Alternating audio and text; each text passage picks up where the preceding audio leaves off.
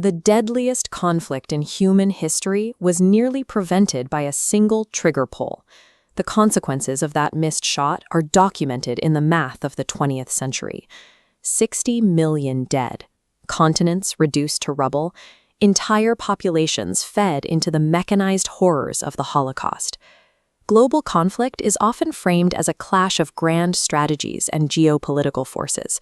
In reality, history is fragile, frequently pivoting on hyper-local, split-second anomalies.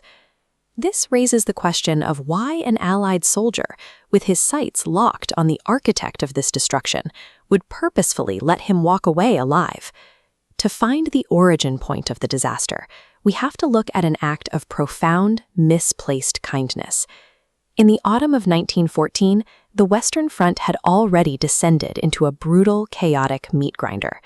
The conditions in these trenches systematically stripped away empathy. Freezing mud, constant artillery, and a total lack of sleep left the men with nothing but the raw instinct to survive. Private Henry Tandy was a highly decorated British soldier, known for being ruthlessly accurate with his rifle. He was an exceptionally competent instrument of war. On this day near the French village of Marcoing, Tandy was holding a forward position. He stood scanning the thick fog, prepared to neutralize any threat that entered his sector. Tandy was the perfect tool for the moment, positioned to end a terrible timeline, yet he remained bound by a rigid personal code. A silhouette shifted in the haze. A lone German soldier staggered directly into Tandy's line of fire. As the figure drew closer, the details became clear. He was heavily wounded, weaponless, and completely defenseless.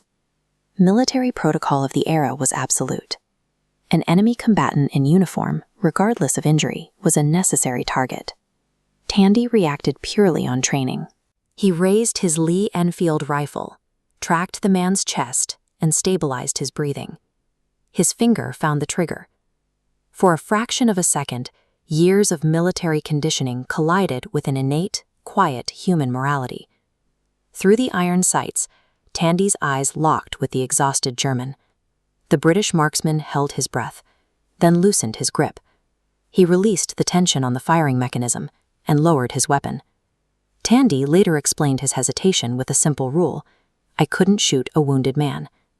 The German soldier stood frozen for a beat. Realizing he had been spared, he offered a slow nod of gratitude before limping away into the mist. In a theater of industrialized slaughter where millions of shells were traded daily, one man chose compassion. That limping, defenseless 25-year-old soldier was Adolf Hitler.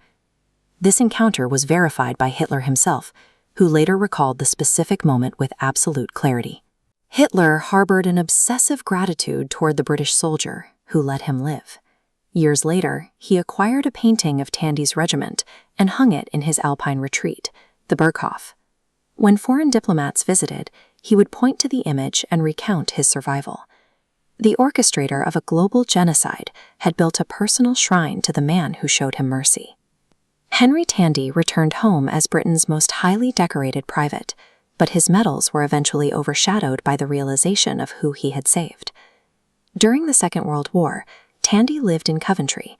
When the Luftwaffe bombed the city in 1940, he stood in the ruins of his own country, knowing his singular act of kindness had made this destruction possible. When the war finally ended in 1945, the streets filled with cheering crowds. Tandy remained trapped in a quiet, lifelong internal agony. For the rest of his life, he carried a haunting, unanswerable question: what if I had pulled the trigger? The global catastrophe of the 20th century traces back to a single choice, made in the mud of a French battlefield, by a man who simply chose to be human.